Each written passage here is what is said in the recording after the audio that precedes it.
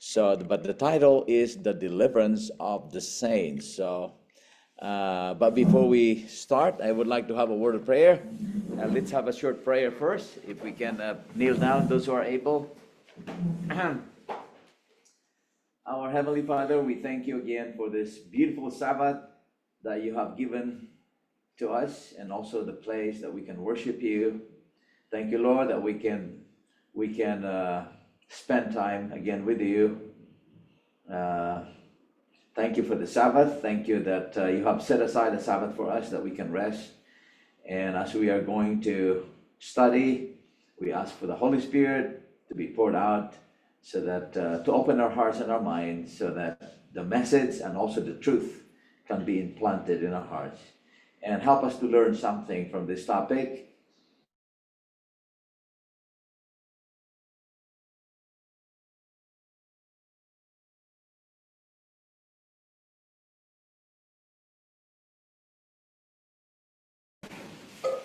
Okay, the deliverance of the saints. Now there are these are the subtopics that I have included. God's people delivered, and the second one is the midnight deliverance. So in other words, there is going to be a deliverance that will happen in midnight.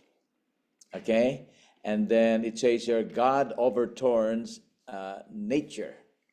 So God is powerful. He can actually overturn everything, even the mountains or the ocean. He just by the word only. And then the fourth one is spatial resurrection of the just. So there's going to be spatial resurrection of the just. There's also a spatial resurrection of the unjust. So there's 5 pages in this book actually that I got from the Maranatha.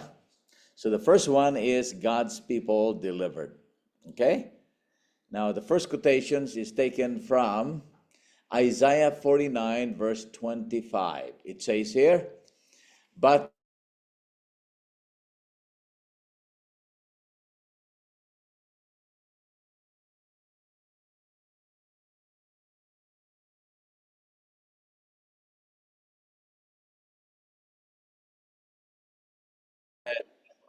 that he is going to free the captives, they shall be taken away.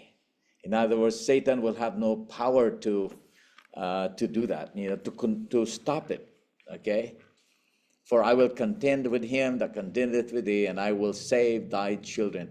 Now, during the time when probation closes, okay, the 7 last plagues will be poured out, and there will be, during the 7 plagues, first, second, third, it doesn't say when will the death decree, but there will be a death decree to the saints. And during this time, the wicked people will try, just like during the time of Queen Esther. Remember Haman? He actually put a date of when all the Jewish people will be slain. So there will be a day of death, of destruction for the saints, for the people of God. So there will be a death decree. Okay, there is going to be a death decree, but before these things happen, God is going to interpose, just like what He did to Sarah, actually, when they were in Egypt. So it says here, this is taken from Maranatha 278, when the protection of human laws shall be withdrawn from those who honor the law of God, there will be in different lands a simultaneous movement for their destruction. So it says here, simultaneous movement for their destruction. As the time appointed, so there's going to be a time appointed, in the decree draws near, the people will conspire to root out the hated sect. That means the enemy of God will really try to, their plan was to, let's wipe them out, we're going to wipe them out. That way we can be free from this people. God's people are being described as the evil man here. But they are the ones that are evil, actually. Okay? It will be determined to strike in one night a decisive blow. So that means they are going to plan that tonight will be the night that we're going to do it. which shall utterly silence the voice of dissent and reproof. And according to Maranatha 278, paragraph 3, the people of God, it says there, some in present seals. That means there will be some people actually that will still be in jail at this time. We don't know who will be there, we don't know. Maybe we will be one of those who will be in the jail. But some will be in the prison house. Okay, some hidden in solitary retreats in the forest and the mountains, maybe in Moyers. Some and the mountains still plead for divine protection, while in every quarter companies of armed men, these are companies of armed men urged on by hosts of evil angels, are preparing for the work of death. So these are armed men. They might have probably some weapons and, AK-47 or whatever they have, that's to kill God's people. Okay, it is now in the hour of utmost extremity that the God of Israel will interpose for the deliverance of his chosen. When God's people don't have nothing to protect them, when they have done everything, they call upon God for deliverance. And this is now the time that God is going to do his power. Okay? So as evil men are about to rush upon their prey, what happens to the saints? Remember, the evil men are going to rush upon the prey to kill them in just one night. What happens to the saints? It says here in 278, paragraph 4, it's here, with shouts of triumph, jeering, and imprecation, throngs of evil men are about to rush upon their prey, when lo, a dense blackness, deeper than the darkness of the night. Maybe this is just like, remember the children of Israel when they were out of Egypt, and they were stuck in front of them was the Red Sea, right? The Red Sea. And the Egyptians decided that, I think they're stuck there. We're going to get them back, because we don't have no more slaves. We need slaves to help us in our job. So Pharaoh actually decided to go, and the generals and those soldiers of Pharaoh went to get the children of Israel. But as they were actually, because the Red Sea was open this time, right? So the children of Israel, they were already crossing the Red Sea, but Pharaoh's they have chariots, so they were crossing the Red Sea as well. As they were actually close to the children of Israel, there was darkness. Remember that? There was a cloud that protects them. Now this time here, the same thing. There will be a dense blackness, deeper than the darkness of the night. I mean, so bright, and somehow there's just an evening that you cannot really see. When you see from the sun, and then you go to the dark, you're just like blind, right? You get blinded. So it says here, deeper than the darkness of the night falls upon the earth. And then what happened? Then a rainbow shining with the glory from the throne of God. Imagine darkness, and then there's a rainbow that you can see in the sky. Okay? And then spans the heavens and seems to encircle its praying company. Now, if the wicked sees this, what do you think they're gonna? I don't think they still have the courage to do it. The rainbow shining with the glory from the throne of God spans the heavens and seems to encircle its praying company. The angry multitudes are suddenly arrested. Their mocking cries die away. See that? They think now we can kill them in just one night. We can, destroy them. No, it says here that their mocking cries die away. The objects of their murderous raids are forgotten. With fearful forebodings, they gaze upon the symbol of God's covenant and long to be shielded from its overpowering brightness. So maybe so bright that they are scared, They cannot even come close to the saints at this time. So it says here, by the people of God, a voice clear and melodious is heard saying, "Look up." So there was a voice, And lifting their eyes to the heavens, they behold the bow of promise. The black, angry clouds that covered the firmament are parted. So in other words, the clouds parted, and like Stephen, they look up steadfastly into heaven and see the glory of God and the Son of Man seated upon his throne. So just like Stephen, the big clouds covered, and then the rainbow was there, and it parted, and they could see an opening there, and they could see the heavens open, and see God, the Father and the Son, seated upon the throne. Now, how can the wicked come close to you? They're scared at this time, right? So while all the world, it says here, while all the world is plunged in darkness, there will be light in every dwelling of the saints. They will catch the first light of his second appearing. Now, this is the first page of that Maranatha 278. And then the second one is midnight deliverance. So there's going to be a deliverance for the saints at this time. According to Job 34, verse 20, it says here, in a moment shall they, that means the wicked, shall die. Okay? And the people shall be troubled at midnight and pass away, and the mighty shall be taken away without hand. Now it says here that God actually, it says here, God has always chosen extremities when there seemed no possible chance for deliverance from Satan's workings, for the manifestation of his power. So God, because he's powerful, he chooses anything, those extremities.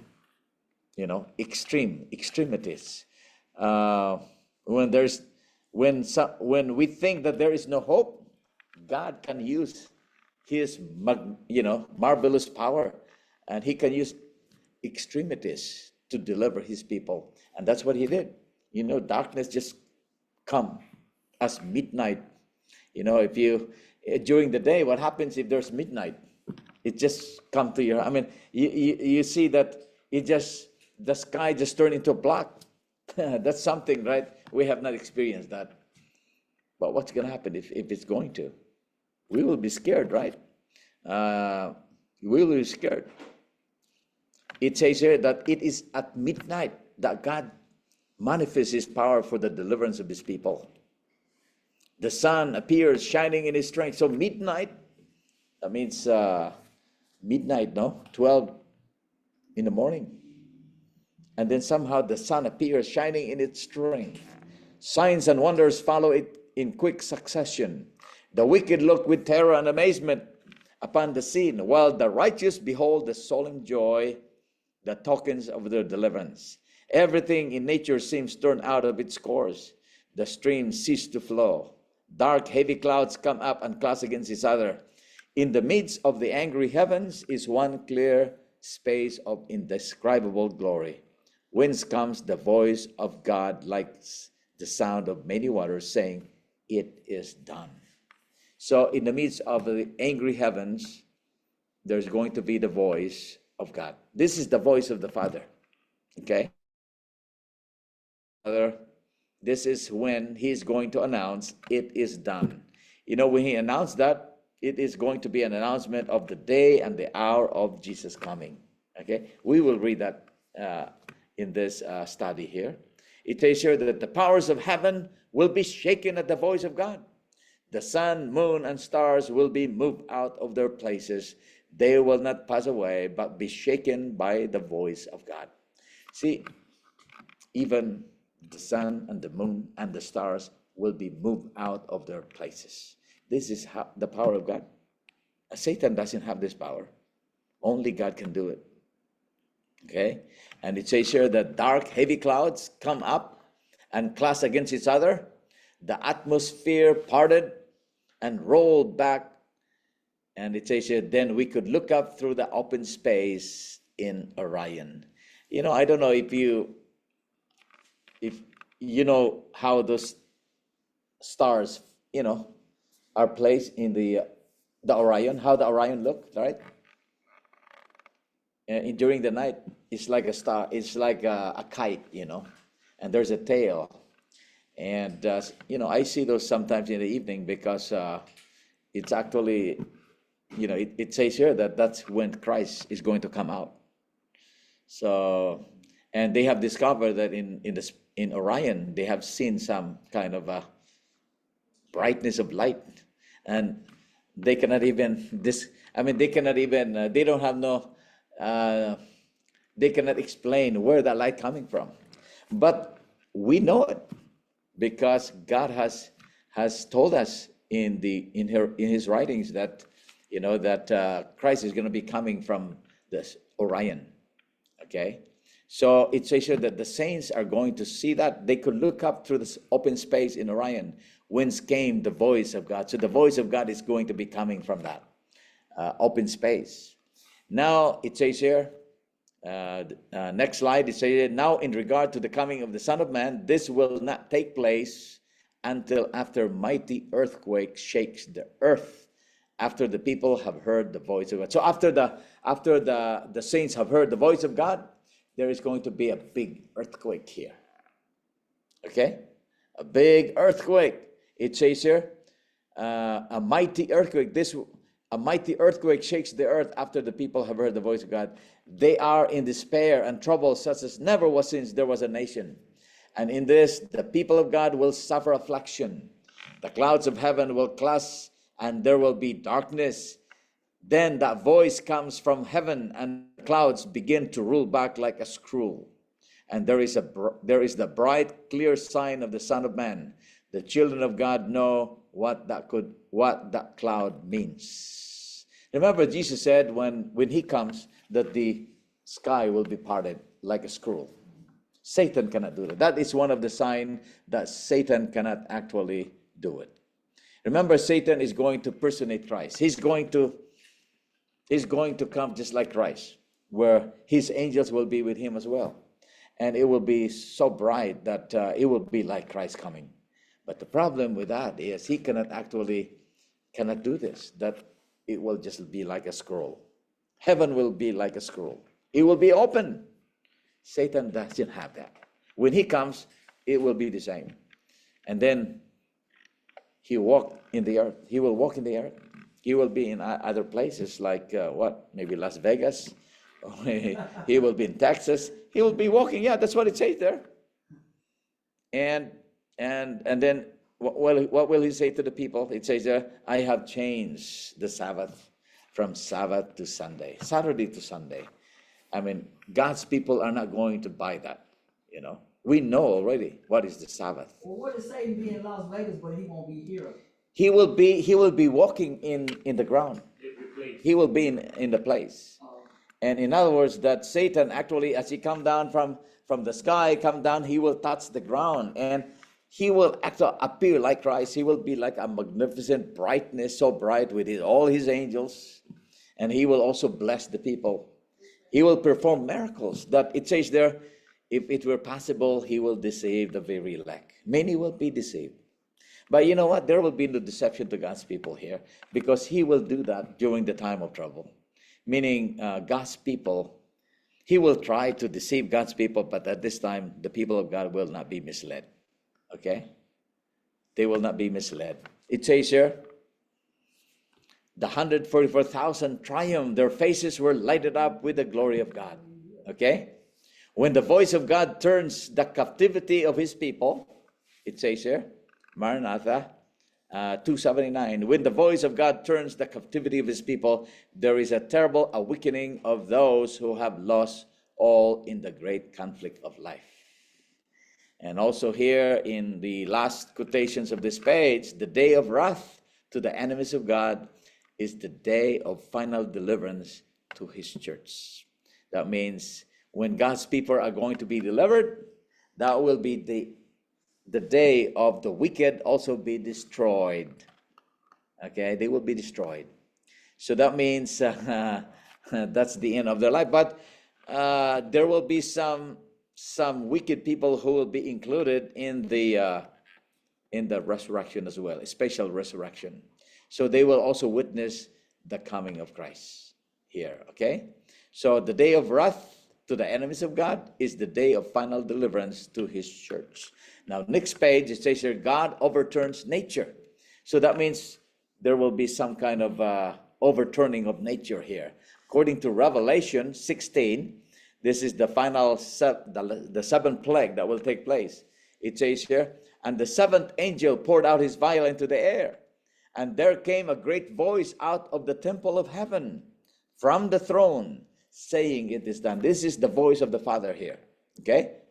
This is the voice of the Father. He's going to announce the day and the hour of Jesus coming. And then what's going to happen? Verse 18, and there were voices and thunders and lightnings, and there was a great earthquake such as was not since men were upon the earth. So mighty an earthquake and so great. And the great city was divided into three parts, and the cities of the nations fell. Think about that. You know, when there's going to be a big earthquake, the cities of the nations fell. And the great Babylon came in remembrance before God to give unto her cup, the cup of the wine of the fierceness of his wrath. And then what happened? Every island fled away, and the mountains were not found. If you live in the mountain there in the bukid, it says you will not be found. You know, but you know, God will protect his people. Okay, we don't have to be scared. And he wants us to live in the country, in the mountain. There's nothing wrong. He will protect his people. But it says here at this time, every mountains were not found. Okay, and there fell upon men a great hail out of heaven, every stone about the weight of a talent. So how big is this hail? How heavy is this? A weight of a talent, that is what, 50 to 60 pounds. You know, it's just like a big asteroids coming from the sky, falling from the sky, and it falls to your house. It will just like a bomb, you know. And men blaspheme God because of the plague of the hail, for the plague thereof was exceeding great. Okay? Now, according to the comments of Ellen G. White, we need to study the pouring out of the seventh vial. That's what it says. We really need to study, because you know what? This is the final plague. And if we are not scared of this, then, you know, we can continue on enjoying the world. But if you're scared, you know, we need to follow Christ. We need to obey. We need to follow his will, because this is the scary part here. Okay? The powers of evil will not yield up. The conflict without a struggle. In other words, there will be a struggle. The enemy will try to defend themselves, but no, they are not going to win. Okay? They will lose. And it says here, in the midst of the angry heavens is one clear space of indescribable glory, whence comes the voice of God like the sound of many waters, saying, it is done. You know, when that voice said, it is done, what's going to happen? There will be an earthquake. That's what it says here in Revelation 16. And according to the comments of Ellen G. White, this is in Maranatha 280. That voice, this is the voice of the Father, shakes the heavens and the earth. Remember, the sun, moon, and stars are being moved out of their places. There is a mighty earthquake such as was not since men were upon the earth. So mighty an earthquake and so great. Verses 17 and 18. The firmament appears to open and shut. The glory from the throne of God seems flashing through. The mountains shake like a reed in the wind, and rugged rocks are scattered on every side. There is a roar of a coming tempest. The sea is lashed into fury. There is heard the shriek of a hurricane, like the voice of the demons upon a mission of destruction. Oh, that's, you know, when you heard those voices, like when it's thunders and lightnings, you know, that's very scary, right? You know, we had severe thunderstorm this week. So much lightnings, actually. So many lightnings this week, you know. But we're glad that the Lord sustained us. You know, there was a power outage. Suppose did you experience it this week? Our power was actually closed and then come back again. Why? Because of that thunder. You know, when there's thunder and lightning, sometimes it could